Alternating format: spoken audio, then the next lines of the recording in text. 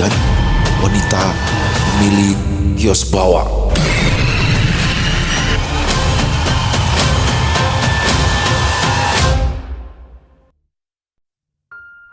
"Kamu dari mana? Pagi-pagi kok udah gak kelihatan di rumah?" tanya Sugeng begitu ia melihat Romla tiba di dapur. "Dari pasar lah. Apa nggak lihat aku bawa belanjaan?" sahut Romla ketus sambil melemparkan tong belanjaan ke meja. Sugeng menahan nafas. "Ya aku kan cuma nanya." Romla melipat tangan. Mas, beda ya. Aku ini kerja. Toko bawangku sekarang makin rame. Beda sama kamu. Cuma numpang hidup aja." Sugeng terdiam. Dia tahu Romla sudah lama berubah. Dulu mereka berdua berjuang bersama. Sekarang wanita itu merasa tinggi hati. Tapi semua itu dia tahan demi rumah tangga. Romla meletakkan baskom daging. "Udah, daripada bengong, ini cuci daging. Aku mau masak." Sugeng mendekat lalu ia mengernyit. "Oh, kok bau amis banget ya, Dek? Ini daging apa ya?" "Daging kadal," sentak Romla lalu melirik. "Ya daging sapi lah. Banyak tanya banget sih." Sugeng hanya mencuci daging itu dengan hati tak enak. Sesuatu terasa, ya, terasa salah. Daging ini terlihat menjijikan. Ketika kembali ke dapur, Romla sedang mengupas bawang. Tangannya cekatan, terlalu cekatan, menambah ini dan itu ke dalam penggorengan. "Memangnya kita ada acara apa ya, Dek? Kok beli dagingnya sebanyak ini?" Romla mendongak. Mas, itu uang hasil keringatku ya. Mau beli daging kek, mau beli besi kek, mau beli tanah kuburan kek, urusan aku dong." Tiba-tiba suara ramai terdengar dari arah luar, teriakan dan juga tangisan. "Oh, itu dari rumah Bu Enong ya?" gumam Sugeng. Romla terdiam. Ia menutup baskom itu dengan kain putih. "Ya kalau penasaran lihat aja sana. Tapi jangan bobo aku ya." Sugeng hampir melangkah. Ia lalu melihat tetesan merah dari kain baskom. Dia mengintip sedikit dan membeku. Romla berdiri di sampingnya. Mas, jangan buka yang bukan urusanmu ya." Senyum kecil menghiasi wajahnya. Pisau di tangannya berkilat. Di luar, Sugeng berjalan ke arah kerumunan. Terlihat wajah-wajah panik dan terdengar tangis yang tak putus. "Bayinya Ratmi hilang," kata seorang ibu. "Iya, semalam masih ada di ayunan. Pagi cuma tinggal selimut yang ada darahnya." Sugeng tercekat. "Darah?" Ibu itu mengangguk. "Apa jangan-jangan binatang ya? Atau gak tahu ah." Sugeng menoleh ke arah rumah dari jendela. Ia melihat Romla istrinya berdiri diam menatap ke arahnya. Tatapannya kosong dan juga dingin. Dia kembali ke rumah. Di depan pintu, lantai basah. Tetesan merah mengarah ke sumur belakang. "Mas," suara Romla menggema dari arah dapur. Makan. Sop dagingnya udah matang." Romla duduk di seberang, menyeruput kuah sop dengan tenang. "Ngapa nggak dimakan? Kurang garam?" Sugeng menggeleng. Bukan, cuma kepikiran soal si Ratmi." Romla mendesak. "Oh, masih soal bayi yang hilang itu?" "Iya, tadi ramai di depan. Bayinya belum ketemu. Dan di selimutnya ada darah, ayunannya kosong. Tapi tidak ada jejak." Romla mengangkat bau. Salah sendiri. Anak baru seminggu tinggal tidur sendirian." Sugeng memandangi istrinya, mencoba menangkap sesuatu di wajah itu. "Tapi warga ada yang bilang ada bayangan aneh sebut tadi." Bayangan. Kalau ngewe, orang-orang suka nyari sensasi aja." Romla tersenyum tipis, lalu ia mengaduk sopnya. Sugeng menunduk, mengendus sopnya pelan. Ada aroma rempah dan juga sesuatu yang lain. "Kamu bilang ini daging sapi?" Romla menatapnya cepat. "Kalau aku bilang ayam, kamu percaya? Udah makan aja ngapa?" Sugeng terdiam. Dari luar terdengar suara warga. "Ayo Pak RW, coba sisir ke sawah barat." Romla berdiri, ia melipat jilbab. "Mas, cepetan mandi, kita ke pasar." "Loh, ke pasar? Buat apa aku ikut ya?" "Ya biar bantu-bantu Mas. Sekalian biar kamu tahu capeknya cari uang." Sugeng bangkit perlahan. Kalau gitu sop ini dibagi aja ke karyawanmu. Sayang kalau kebuang." Romla membalikan badan, matanya menatap tajam. "Buat keluarga itu." "Loh, tapi kan masaknya banyak banget, Dek." Romla mendekat, nadanya dingin. "Kalau emang kamu mau sedermawan, beli daging diri lah." Sugeng tidak menjawab. Matanya melirik ke dapur. Panci besar itu masih mengepul. Bau daging semakin tajam. Mereka berjalan keluar, langkah Romla cepat, sementara Sugeng tertinggal sedikit di belakang. "Dek," ujar Sugeng pelan. "Kamu yakin itu tadi daging sapi?" Romla menoleh. Mas, kamu pernah kerja jagal gak sih? Gak usah sok tahu deh. Itu tuh dari langganan aku. Sugeng menunduk, tapi kerasaannya belum pergi. "Kalau memang kamu yakin, kenapa nggak dibagi?" "Mas, kamu tuh nggak kerja atau nggak ngasih uang tapi cerewet banget. Aku yang beli, aku yang ngatur lah." Sugeng terdiam, langkah mereka kembali beriringan dari kejauhan. Suara seperti tangisan bayi terdengar samar, atau mungkin itu hanya suara burung. Dia menoleh sebentar ke rumah yang ditinggalkan, lalu memandangi punggung Romla yang terus melangkah tanpa ragu. Di dapur, panci itu masih terlihat mengeluarkan aroma yang perlahan mengusir bau rempah. "Mas Sugeng, bantuin Joko itu angkat karung bawang," seru Romla tajam. Sugeng menurut, menuju ke arah truk yang baru saja berhenti, tapi belum jauh. Suara Romla kembali menyambar. "Jangan sok capean, beresin aja semua dulu." Beberapa pedagang menoleh, bisik-bisik mulai terdengar. Galak banget ya sama suaminya. Ya, udah kayak majikan keburu. Sugeng terdiam, ya. Dia sudah terbiasa menjadi bahan omongan, sudah terbiasa pula menjadi bayang-bayang di balik kesuksesan lapak bawang milik Romla. Dia tak lagi punya tempat, hanya tenaga, dan itu pun tanpa upah. Saat dia sedang mengangkut bawang, Romla memanggil lagi. "Mas, bantuin Bu Surti." Bu Surti tertawa kecil. "Suami ibu ya? Tapi kok diperlakukannya kayak kuli?" Romla menatapnya sinis. Daripada nganggur, makan tidur, mending bantu-bantulah. Lumayan kan tenaganya. Ya, walaupun kantongnya nggak ada isinya. Sugeng menunduk, ia lagi-lagi terdiam. Siang makin terik, azan zuhur berkumandang. "Dek, sholat yuk," ujar Sugeng lembut. Romla menegang, menyeret Sugeng ke sisi warung. Mas, kamu denger ya? Usaha ini dari keringatku, bukan dari siapa-siapa. Kamu rajin sholat, tapi kita tetap aja kerek, tetap miskin. Jadi jangan ngajarin aku soal bersyukur." Sugeng tercekap. Astagfirullah. 2 menit sholatnya, habis itu kerja lagi. Romlam pergi, Sugeng hanya bisa menatap lantai pasar yang kotor dan hatinya merasa lebih kotor lagi. Air wudhu masih membasahi wajahnya. Sugeng berjalan pelan di lorong pasar yang mulai sepi. Langkahnya terhenti di balik kios. Sebuah pintu kayu tertutup rapat. Suara lirih terdengar, seperti suara bayi menangis yang mendekat, mendengar lebih jelas. Tok tok tok. Ketukan pelan dari dalam. Sugeng mundur, jantungnya berpacu, tangannya menggantung di udara. Dia tahu sesuatu ada di balik pintu. "Mas," panggilan dari jauh terdengar. Sugeng menengok. Romla berjalan bergegas menuju dirinya. "Kan udah dibilang kalau sholat cepetan, 2 menit aja pakai jalan-jalan segala. Ayo." Tarikan tangan bagai menyeret anak kecil nakal yang malas sekolah lagi-lagi membuat Sugeng tak bisa apa-apa. Suatu malam, setelah kembali dari kerja keras sebagai buruh bangunan, Sugeng mendapati Romla duduk di meja makan dengan ekspresi penuh kemarahan. "Kapan kamu berhenti jadi kuli bangunan kayak gini? Emangnya apa sih yang bisa kamu lakukan selain itu?" kata Romla, suaranya penuh nada menyindir. Sugeng terdiam menatap istrinya yang terasa semakin jauh darinya. "Aku sudah bekerja sekeras mungkin, Dek. Aku tidak punya pilihan lain," jawabnya. Suaranya lembut, tangannya meletakkan uang hasil kerjanya selama seminggu di meja. Dia memberikan uang hasil kerjanya untuk menafkahi Romla. Romla tertawa sinis. "Nguli, cuma itu kan yang bisa kamu lakukan. Kamu gak malu apa?"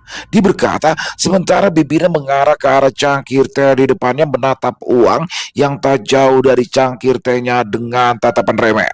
Romla melemparkan uang yang diletakkan oleh Sugeng dengan kasar.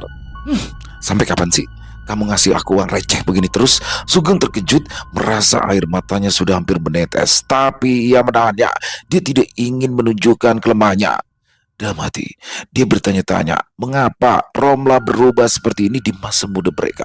Romla selalu saja mendukungnya, memberikan semangat dan berkata bahwa mereka akan melalui ini bersama-sama, dan kini semuanya berubah. Uang yang dihasilkan Sugeng dengan keringatnya sendiri bahkan dianggap tak berarti. Meja itu penuh sesak oleh perhiasan, kalung emas bertumpuk, cincin-cincin dengan bebatuan merah, biru, hijau, semuanya berkilau mencolok. Geleng-geleng disusun seperti lingkaran ular emas memenuhi satu nampan penuh. Bu, ini invoice dari toko perhiasan yang kemarin, ucap Wiwin, salah satu karyawan toko milik Romla, sambil meletakkan selembar kertas di atas tumpukan gelang. Romla bahkan tidak menoleh, tangannya sibuk mencoba liontin baru, mematut-matutkan diri di depan cermin. Terlalu kecil lah. Aku mau yang lebih besar, yang permatanya bisa kelihatan dari seberang jalan, gumamnya. Wiwin menunduk tersenyum pada majikannya. Namun, mata Romla mendelik tak percaya. Dari sela-sela lemari kayu yang terbuka sedikit, sesuatu merangkak perlahan. Suara keretakan tulang-tulang terdengar di setiap gerakannya. Tangannya kecil, kotor, dan penuh luka terbuka yang membusuk mengais lantai, meninggalkan jejak darah hitam yang meresap ke ubin.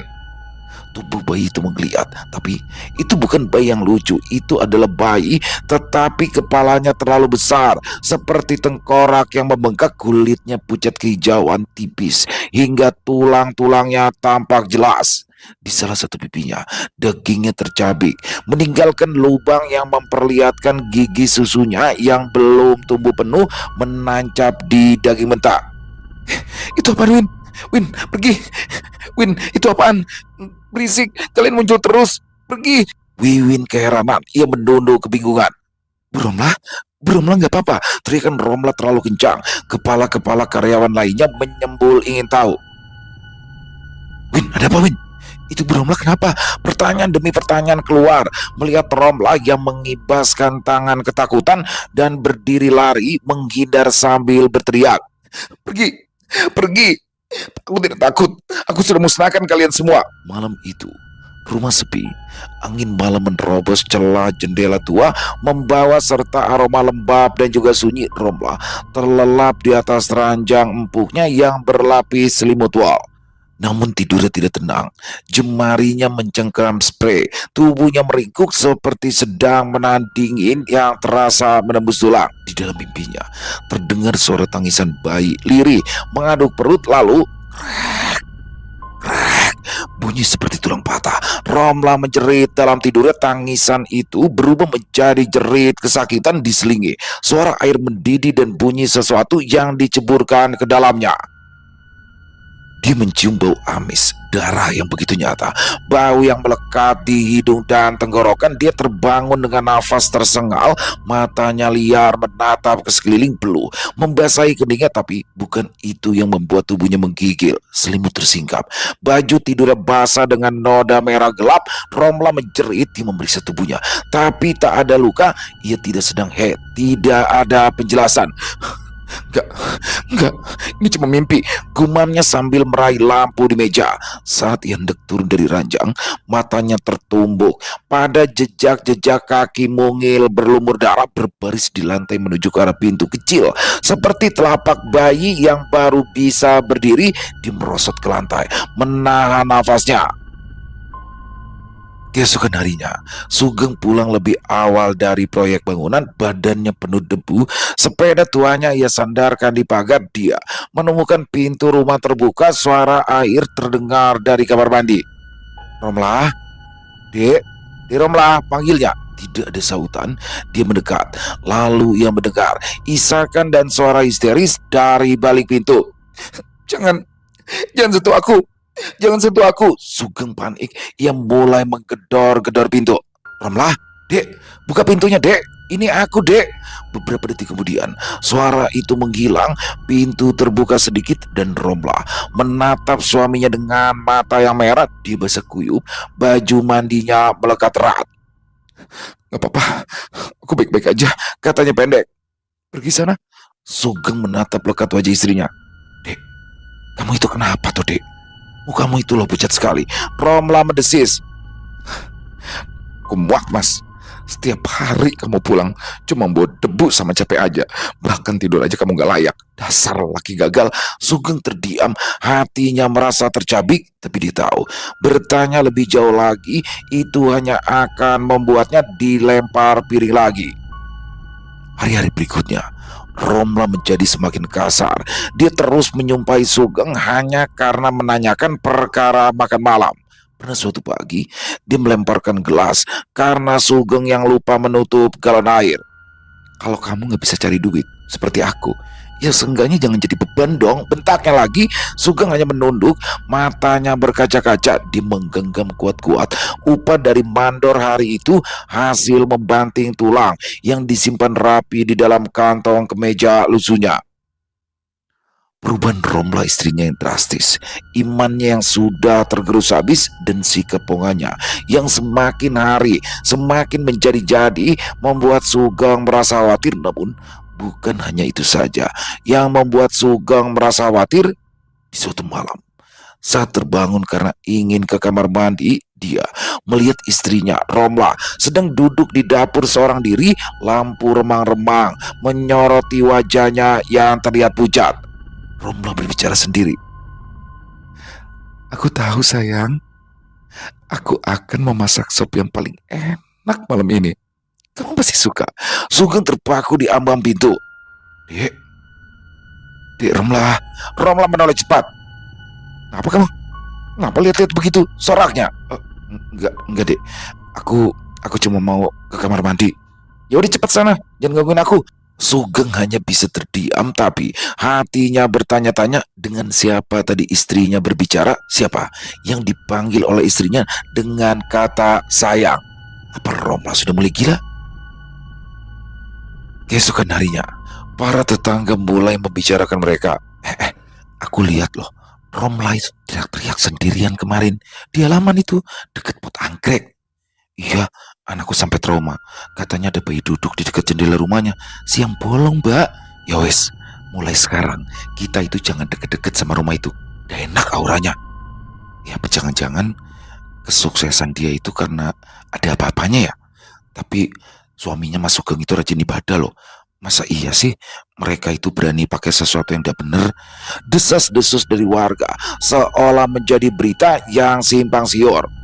Tapi meskipun begitu, bisnis Romla semakin hari semakin besar saja. Dia mulai membuka 2 kios baru, stok bahan selalu saja melimpah, dan para pelanggan masih terus datang walau mulai merasa aneh. Mbak, kenapa ya Mbak? Masakannya enak, tapi akhir-akhir ini kalau makan di sana kok rasanya mual ya, ujar seorang pelanggan.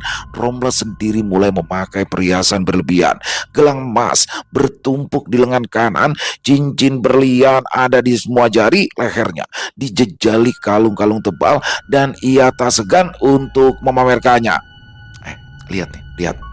Aku ini beli ini dari untung kios ketiga. Ini emas asli loh, katanya pada kasirnya. Tapi pegawai itu hanya mengangguk kecil.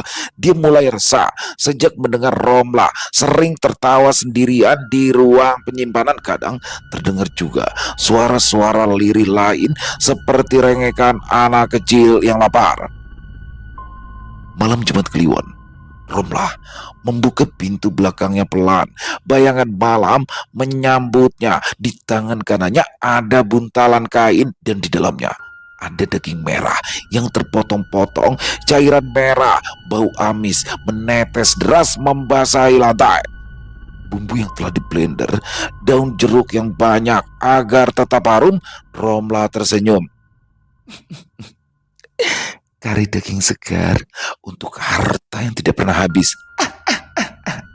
Adukan tangannya di atas penggorengan masih terus bergerak dalam api, sedang tangannya yang lincah membuang 1 botol karbol untuk menghilangkan bau amis yang datang dari kain dengan tetesan darah yang tadi ia bawa. Makan malam dengan kari daging pada malam Jumat Kliwon ia laksanakan dengan sepenuh hati. Bibir sumringah menikmati lagi dan lagi suapannya daging halus berwarna coklat yang masih berbau anjir itu. Ya, Romla harus menghabiskan hidangan itu seorang diri karena suaminya kini sedang pergi keluar kota untuk bekerja sebagai buruh bangunan di sebuah pabrik yang sedang dibangun. Malam hari menjelang, Romla menatap lagi deretan kalung emas yang ia koleksi. Gelang-gelang emas berjejer rapi. Juga di kotak perhiasannya, ia tersenyum menciumi perhiasannya.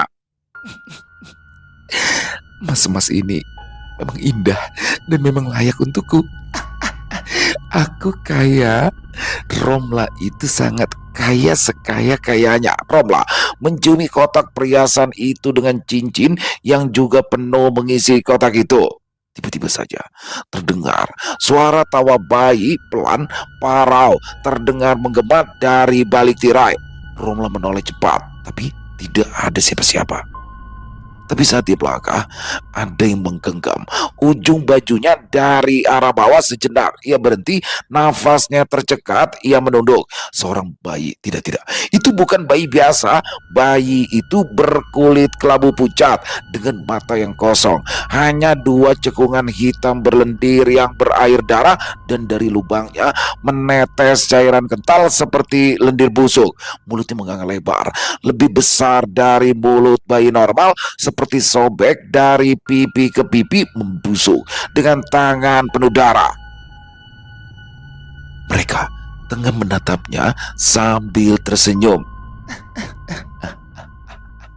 Di lantai itu, tiba-tiba saja ada jari-jari bayi yang berserakan muncul setelah bayi-bayi itu tertawa.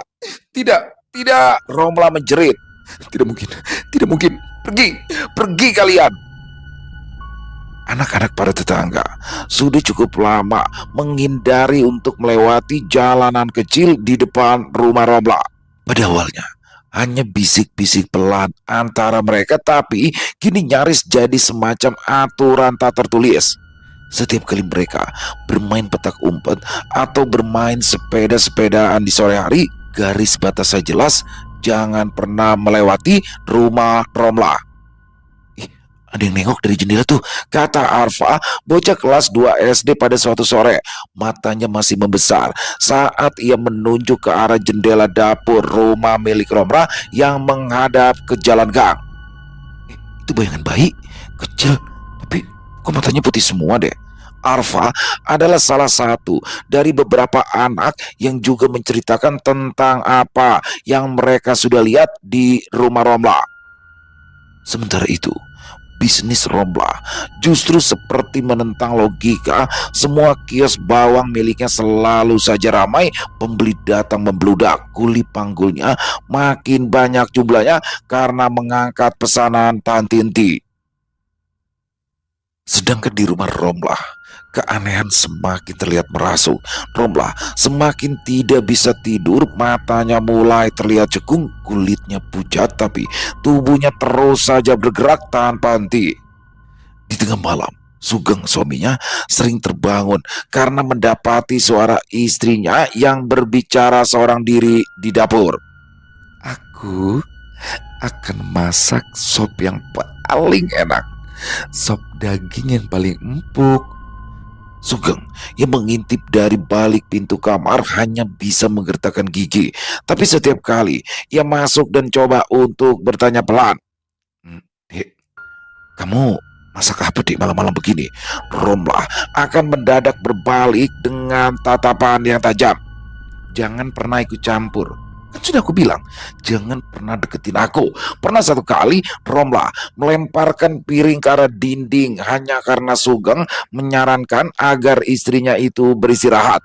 Pecahan piring itu menyambar layar Sugeng, meninggalkan goresan kecil yang ia tutupi dengan sapu tangan. Tanpa kata, tapi Sugeng tetap bertahan.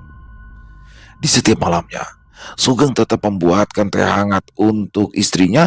Ia duduk di ambang pintu menunggu istrinya menjadi tenang, menatapnya dengan penuh harap meskipun hatinya makin terasa remuk. Setiap kali Romla memaki dan menyebutnya laki-laki miskin yang tidak berguna untuk keluarga. Kan sudah aku bilang, kamu itu jangan pernah ikut-ikut.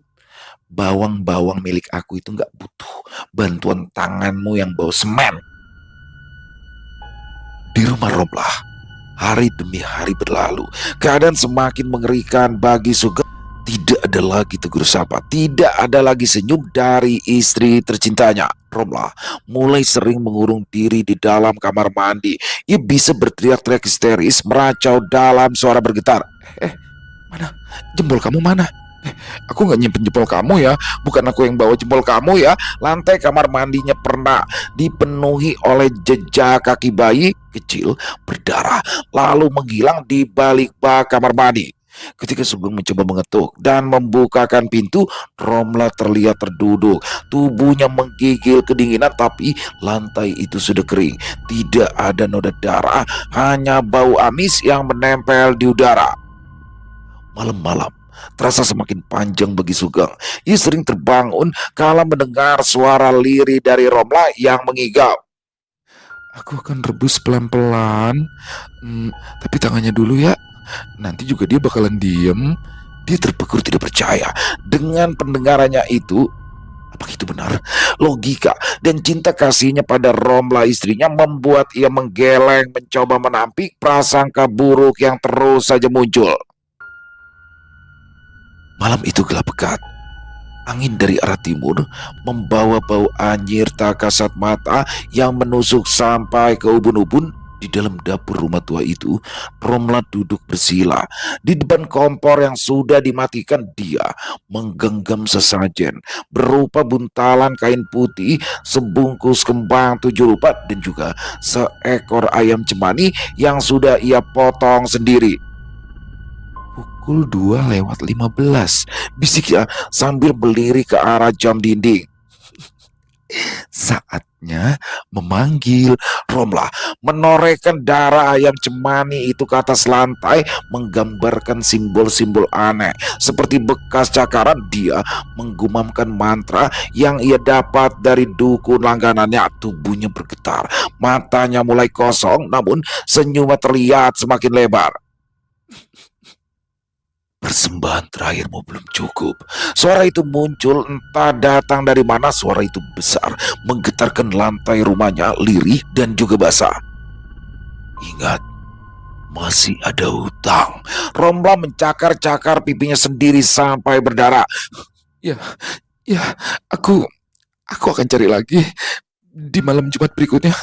Tapi tolong jangan ganggu aku malam ini. Tolong. Sementara itu, suaminya Sugeng yang terjaga di ruang tamu duduk terdiam, tubuhnya membeku sejak sore tadi. Dia mendengar langkah-langkah kecil yang berlarian di atap rumahnya, suara cakaran-cakaran halus di pintu kamar mandi, dan juga suara gumaman Romla yang terdengar semakin tak masuk akal. Namun kali ini obrolan itu, ya, itu bukan dari suara manusia. Bicara sama siapa ya? Siapa yang dijanjikan? Kata-kata itu, Sugeng menatap dinding dapur yang bergetar dengan pelan, seperti ada sesuatu yang menghantam dari balik tembok. Dia ingin lari, tapi kaki dan hatinya masih mencoba untuk percaya bahwa istrinya itu hanya mengalami stres. Di pagi harinya, kios milik Romla kembali buka seperti biasa. Tidak ada yang tahu apa yang terjadi semalam. Romla tampil anggun dengan kebaya merah dan juga cincin emas yang bertumpuk di setiap jarinya. Ia selalu menebarkan senyum kepada para pelanggan. Senyumannya lebar, tapi tatapannya kosong. Di gudang belakang kios, Wiwin, karyawan kepercayaan Romla, sedang merapikan stok. Tangannya bergerak cepat, matanya sudah terbiasa dengan kekacauan di dapur itu. Tapi hari itu ada sesuatu yang menarik perhatiannya. Di balik tumpukan karung kosong, dia menemukan kotak plastik bening yang ditutupi oleh kain merah tua. Wiwin tidak biasanya usil, tapi hari ini hatinya merasa aneh. Dengan ragu, ia mulai membuka kain itu. Tangannya bergetar saat ia melihat isi dari kotak itu. Potongan popok bayi, berlumuran darah yang mulai mengering, dan satu jari mungil yang sudah mulai membiru seperti milik bayi yang baru lahir. Wiwin mundur perlahan, nafas saya terdengar memburu, tubuhnya nyaris jatuh. Ia ingin menjerit sekencang yang ia bisa, tapi di depan pintu berdiri Romla, tersenyum sinis dengan suara pelan. Wiwin, lagi apa? Itu Bu, itu apa Bu? Suara Wiwin tercekat, tangannya masih gemetar. Romlah menoleh dengan cepat, matanya menyipit dalam sekejap. Ia segera meraih kotak plastik itu dari tangan Wiwin dan menutupnya rapat dengan kain merah itu. Oh, itu darah kucing mati, katanya ringan, nyaris tanpa emosi. Dibuang aja. Kucing liar itu emang sering masuk gudang beberapa hari ini, lalu mati sendiri. Ya, aku bungkus aja karena jijik. Namun, dari cara Romla menyentuh kotak itu penuh dengan kelembutan dan tanpa rasa jijik, Wiwin tahu itu bukanlah sekedar bangkai kucing. Dia ingin berbicara, ingin menolak, tapi mulutnya seolah terkunci oleh tatapan dingin Romla. Wiwin pada akhirnya membawa kotak itu keluar, tapi ia tidak membuangnya, ia justru menyembunyikannya. Di malam yang sama, Wiwin mendatangi Sugeng suami Romla dengan mata merah dan nafas yang tak stabil. Dia membuka kotak itu di depan Sugeng. Pak Sugeng, ini Pak, saya tidak kuat nyimpan sendiri, bisiknya. Saya nemu ini di gudang. Ibu Romla, dia. Sugeng terpaku. Dunia sekelilingnya tiba-tiba saja menjadi hampa. Semuanya kini mulai masuk akal. Keesokan harinya, pasar di sana geger. Romla ditemukan di gudang penyimpanan bawang. Tubuhnya menggigil dengan hebat. Wajahnya terlihat pucat sepucat kertas. Dia menangis dan tertawa secara bersamaan. Dia berlari tanpa alas kaki, menabrak peti-peti bawang, menendang-nendang karung di sana, lalu akhirnya jatuh pingsan. Dia itu teriak-teriak soal bayi, soal suara-suara tulang patah, kata seorang pedagang. Tapi nggak ada yang ngerti maksudnya apa ya. Sugeng suaminya datang terburu-buru. Ia langsung menembus kerumunan dan langsung memeluk tubuh istrinya yang tergeletak di antara tumpukan karung bawang. Dek, Dek Romlah, Romlah, sadar Dek, bisiknya sambil mengguncang-guncang bahu istrinya. Tapi Romlah hanya menggeliat, matanya liar, mulutnya berkomat kamit seolah seperti sedang membaca mantra.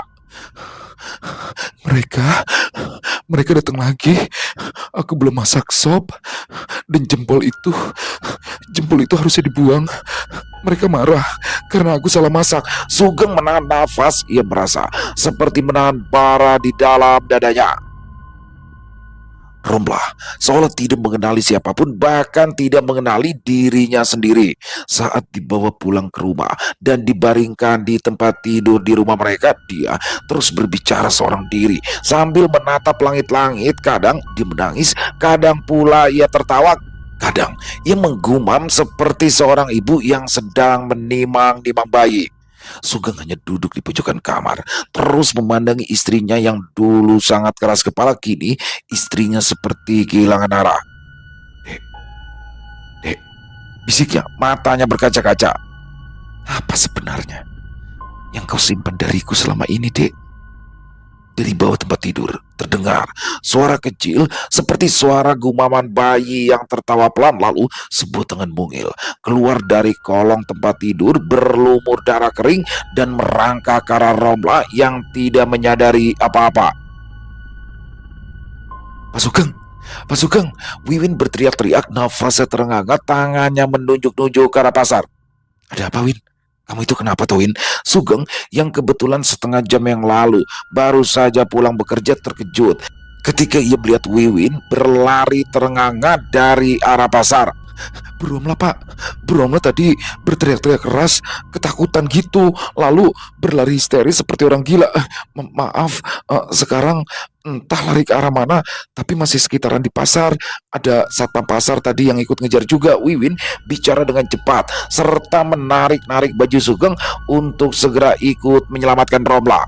Sugeng berlari menembus lorong-lorong pasar yang mulai sepi. Petang itu menyisakan cahaya pucat yang menggantung di atas langit ketika ia tiba di kios bawang tempat Romla biasa menimbang bawang dan memberikan perintah dengan suara yang galak. Suasana di sana sudah kacau. Sementara Wiwin kembali ke pasar menuju toko yang kini tidak dijaga oleh majikannya. Beberapa pedagang berkerumun, sebagian besar menjauh karena takut. Di tengah keramaian, Sugeng melihat istrinya, Romla, berdiri tanpa alas kaki, rambutnya acak-acakan, matanya melotot seperti orang kesurupan. Aku kaya, aku kaya. Apa kalian tidak tahu kalau aku kaya? Tangannya menggenggam pisau dapur besar, tajam dan mengkilap oleh cahaya petang yang mulai memudar darah. Mulai mengering di ujung bajunya, entah darah itu milik siapa. Bayi laknat, bayi laknat, pergi kalian. Aku nggak mau dimakan balik. Aku itu bukan ibumu, teriak Romla sambil mengayun-ngayunkan pisau ke udara, mencoba menebas bayangan yang hanya bisa ia lihat. Orang-orang semua menjerit, mundur dengan perasaan ngeri. Awas, awas, burung ngamuk. Ayo, kita pulang aja. Ngeri banget. Ih, jaga diri. Bahaya, di pasar ada orang gila bawa pisau. Komentar demi komentar terdengar jelas di telinga Sugeng. Sugeng mengacukannya saat ini. Bukan waktunya memikirkan semua komentar miring itu, namun keadaan Romla yang sangat memprihatinkan dan sangat membutuhkan pertolongannya. Sugeng melangkah maju, meskipun lututnya terasa gemetar. Romla, ini aku Sugeng, Dek. Istirahat, Dek. Udah dong, jangan kayak gini, Dek. Romlah menatap Sugeng seolah ia tak kenal matanya, menyorotkan ketakutan yang begitu dalam, dan tiba-tiba saja dia menjatuhkan pisau itu lalu memeluk Sugeng erat sambil menangis sesenggukan. Aku udah makan, Geng. Aku udah nurut sama mereka. Tapi mereka masih minta lagi dan lagi. Tapi aku kaya kan, Geng? Sugeng memeluk tubuh istrinya yang menggigil. Seperti daun terkena angin badai, dia mengangkat Romla dan membawanya pulang ke rumah dengan bantuan beberapa pedagang. Dan sejak saat itu, Romla tak pernah lagi sama. Ia duduk di sudut kamar, memeluk lututnya, kadang tertawa seperti anak kecil yang mendengar lelucon, tapi di saat yang lain dia berteriak hingga suara seraknya pecah menyebut nama bayi-bayi tak dikenal. Bayi? Mereka di kolong ranjang. Mereka nyariin jempolnya. Katanya jempolnya hilang. Bayi di mana sih, Dek? Coba, ayo dong cerita sama Mas. Sugeng hanya bisa menatap dengan mata sembab. Dia tidak berani menangis di depan istrinya. Pertanyaan Sugeng hanya ditatap oleh mata datar yang kebingungan, menggaruk-garuk, lalu menangis ketakutan. Sebentar kemudian Romla berteriak histeris. Pergi, pergi bayi laknat. Rasakan ususmu sudah aku buang. Rasanya gak enak. Sugeng gemetar mendengar pengakuan demi pengakuan istrinya di balik wajah ketakutan dan mata yang redup serta cekung. Teriakan-teriakan Romla yang mengerikan seperti sebuah untayan pengakuan sehingga mengundang desas-desus yang mulai menjalar di lingkungan mereka. Tetangga boleh menutup pintu lebih awal. Anak-anak berhenti main layang-layang di dekat rumah Romla. Ada yang bilang Romla kesurupan. Ada pula yang bersumpah melihat bayangan kecil sedang merangkak di pekarangan rumah saat tengah malam. Lalu terdengar suara tawa bayi yang pecah. Tawa yang dingin menusuk, itu adalah tawa kematian. Romla yang dulunya disegani sebagai juragan bawang karena sukses dan juga galak, kini hanya sosok yang duduk di dekat jendela. Kadang ia menangis, kadang ia bernyanyi lagu Nina Bobo dengan suara serak dan bergetar. Romla resmi dirawat di rumah sakit jiwa. Dia ditempatkan di bangsal isolasi jauh dari pasien yang lain. Setelah beberapa kali mencoba mencakar perawat dan mencekik seorang pengunjung wanita yang sedang hamil, dia juga pernah menjerit-jerit hanya karena mendengar suara tangis bayi dari ruang sebelah. Dalam rekaman CCTV terlihat Romla sedang tertawa sendirian di kamar rawatnya, duduk di atas ranjang sambil menepuk-nepuk kasur. Wajahnya sumringah, matanya berbinar seperti anak kecil yang sedang menemukan mainan. Ini dapurku. Aku sudah potong-potong jantungnya. Akan aku buat gulai enak, empuk, lembut. Tinggal direbus sebentar saja, katanya. Seperti orang yang tengah mengajak seseorang bermain masak-masakan. Para perawat menggigil tiap kali bertugas di ruangan Romla. Tak hanya karena tatapannya yang kosong namun tajam, namun karena suara-suara yang keluar dari mulutnya di malam hari seolah ia sedang berbicara pada sesuatu yang tidak terlihat atau seharusnya tak ada.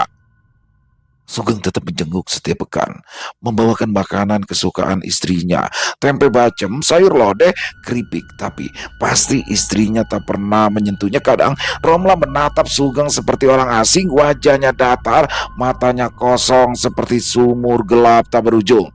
Di lain kali, tatapannya berubah menjadi kebencian yang membara atau ketakutan yang membeku. Pernah, saat Sugeng baru masuk, Romla menyeringai lalu berkata pelan tapi jelas, "Eh, kamu tukang aduk daging ya? Kamu yang bantu aku masak kan? Aku ingat, kamu yang pegang pengaduknya kan?" Sugeng hanya menduduk, tangannya gemetar memegangi rantang. Dia tidak mengerti maksud kata-kata itu, atau mungkin hatinya menolak untuk mengerti. Di luar rumah sakit, hidup terus berjalan. Sugeng kini bekerja lebih keras daripada sebelumnya. Dia mengambil proyek bangunan apapun, sekecil apapun, asal bisa mengisi hari-harinya. Kadang dia membetulkan atap yang bocor, kadang ia menjadi tukang gali pondasi. Beberapa tetangga yang dulunya mencibir dan menuduh kini mulai memandang Sugeng dengan tatapan iba. Mereka melihat seorang lelaki yang tetap sabar meskipun hidupnya remuk. Dia sudah kehilangan istri, rumah, dan harga diri, tapi tetap berjalan, tetap bekerja tanpa mengeluh. Tapi Sugeng tidak butuh pujian itu. Dia hanya ingin bertahan. Dia hanya ingin melewati hari tanpa dihantui bayangan masa lalu. Rumah besar itu kini ditinggalkannya. Dindingnya kusam ditelan lumut, pagar besi mulai keropos dan berkarat. Angin siang terdengar lebih nyaring saat melewati sela-sela jendela yang terbuka setengah. Konon tetangga sering melihat jendela itu tertutup sendiri lalu terbuka lagi, dan sesekali terdengar suara tangis pelan dari dalam kamarnya. Sugeng pindah ke rumah kecil warisan dari orang tuanya di sebuah rumah tua dengan atap seng dan sumur di belakang. Dia hanya membawa satu barang dari rumah lamanya, sepeda tua milik ayahnya. Dengan sepeda itu, Sugeng mulai menjajakan bawang dari kampung ke kampung. Tak banyak hasilnya, tapi cukup untuk makan dan membayar ongkos jenguk Romla. Kadang dia terpaksa menahan lapar, kadang ia hanya minum air putih dan makan kerupuk sisa dagangan. Namun di dalam sepi yang memeluk erat hidupnya, Sugeng tetap menyimpan satu rasa tanggung jawab dan cara halal untuk mendapatkan rezeki. Mesti semua orang bilang Romlah bukan lagi Romlah yang dulu. Sugeng tetap percaya jauh di dalam tubuh kurus yang duduk di balik jeruji rumah sakit jiwa itu masih ada Romlah, istrinya, yang dulu pernah tertawa bersama, memeluknya dalam keadaan susah, dan memintanya membuatkan kopi di pagi hari. Yang dia tidak tahu, malam Jumat Kliwon berikutnya tinggal beberapa hari lagi. Rumah besar mereka yang telah kosong bertahun-tahun kini memperlihatkan sesuatu di jendela. Bayangan mungil tertawa mengintai dengan liur menjijikan. Selesai. Wow, luar biasa kisah dari Filandita. Penulis asal Jawa Timur.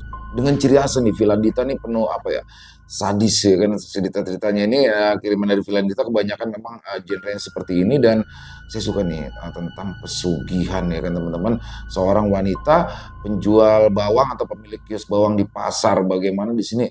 Ini pesugihan apa ya jenisnya? Bayi bajang atau bukan ya? Tapi yang jelas pesugihan ini tumbalnya adalah bayi dan itu harus disop. Aduh, ngeri banget ya. Dan bagaimana Sugeng benar-benar nggak berdaya sehingga ya apa ya, dia harus berusaha tuh di situ sebenarnya, harus berusaha dan harus tegas apapun yang terjadi. Karena kalau sudah begini bagaimana? Dia bilang dia cinta, dia bilang dia bertanggung jawab, ya semua sudah terjadi.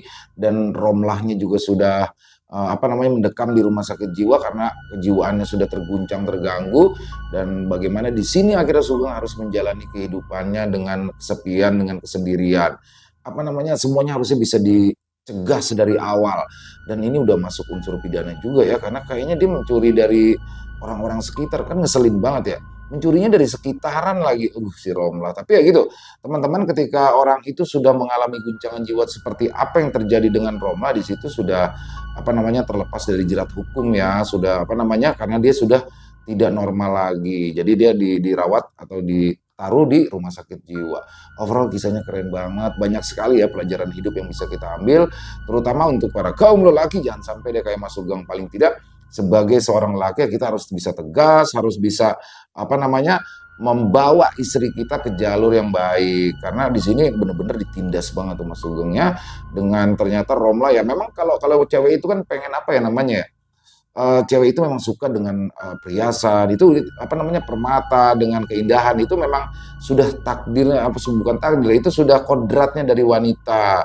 Jadi wanita itu menyukai perhiasan dan juga keindahan. Nah di sini kita sebagai suami paling enggak harus apa namanya menahan itu semua dan mengarahkan istri ke jalan yang baik. Waduh saya jadi ceramah ya bang, enggak paling enggak maksud saya itu hikmah yang bisa kita ambil termasuk itu buat saya juga sih teman-teman ya. Keren banget kisahnya. Terima kasih Vilanita, ditunggu lagi kisah-kisah selanjutnya dan semoga kisah barusan bisa menghibur teman-teman semua, para pecinta penikmat horor misteri, lebih khusus lagi kepada para subscriber dari channel Ilo Bercerita. Buat yang punya komentar lain, yang punya pendapat lain, bisa menuliskannya di dalam kolom komentar ataupun hanya sekedar saling menyapa. Insya Allah kami akan menjawab satu persatu. Buat teman-teman yang suka dengan videonya, bisa diklik tombol like, tombol jempolnya, boleh juga dibantu di-share ya link videonya ini ke teman-teman yang lain agar juga ikut merasa terhibur. Dan buat teman-teman yang belum subscribe, yuk diklik dulu tombol subscribe-nya, jangan lupa lonceng notifikasinya dinyalakan agar teman-teman selalu mendapatkan notifikasi dari konten-konten yang akan kami upload di setiap harinya. Dan untuk channel Ilo Bercerita kami upload setiap hari teman-teman ya, setiap malam jam 9 malam waktu Indonesia bagian Barat. Kami juga ingin mengucapkan terima kasih kepada seluruh teman-teman yang sudah selalu setia hadir, yang sudah selalu mendukung kami, karena teman-temanlah kami selalu bersemangat berkarya di setiap harinya. Dan oh ya buat teman-teman yang mungkin punya kisah horor misteri ya, yang mungkin berkenan untuk dibawakan di channel kami, bisa mengirimkannya ke nomor telepon kami yang ada di sini. Bebas kirimannya, boleh dalam bentuk rekaman suara, boleh dalam bentuk tulisan, senyamannya teman-teman aja. Dan buat teman-teman yang sudah mengirimkan kisah, kami mengucapkan terima kasih. Di akhir kata, saya Ilo mengucapkan permohonan maaf apabila mungkin dalam pembawaan kisahnya barusan ada kata-kata saya yang salah ataupun ada kata-kata saya mungkin yang kurang berkenan. Saya mohon dibukakan pintu maaf yang seluas-luasnya. Sampai berjumpa lagi di konten-konten kami selanjutnya, yang pasti tidak kalah serunya, yang pasti tidak kalah horornya. Masih bersama saya Ilo di channel Ilo Bercerita. Salam sehat, sukses selalu untuk kita semua. Wassalamualaikum warahmatullahi wabarakatuh.